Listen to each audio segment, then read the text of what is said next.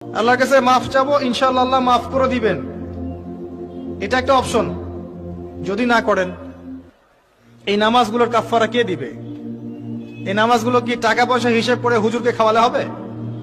এখন এক নতুন একটা সুন্নত বের হয়েছে, মানুষ মারা গেলে হুজুরকে ডেকে বলে আমার আব্বা 10 বছর নামাজ পড়ে নাই, হুজুর কত টাকা দিলে নামাজগুলো কাজা হবে? হুজুরও বলে হ্যাঁ, প্রত্যেক নামাজের জন্য যদি 500 করে দেন, আমি ওয়াক্ত ওয়াক্ত হিসাব করে পড়ে দিব। তো এদিকে দুই দিক থেকে তার লাভ, সে অর্থ পেল, নামাজ পড়লো, তার নিজের নেকি হলো, তার বাবার কিছুই হলো না। তো এভাবে কি হবে? আদায় করতে হবে। আরেকটা সহজ বুদ্ধি আছে, একটা না দুইটা। আল্লাহ পাক আমাদেরকে তৌফিক দান করুন। জামাতে নামাজ পড়া। যখন আপনি জামাতে এক ওয়াক্ত নামাজ পড়ছেন, আপনি 25 বা 27 ওয়াক্তের নেকি পাচ্ছেন। এখানে আপনি ক্যালকুলেশন মিলাতে পারবেন। একটা হচ্ছে বেশি বেশি নফল নামাজ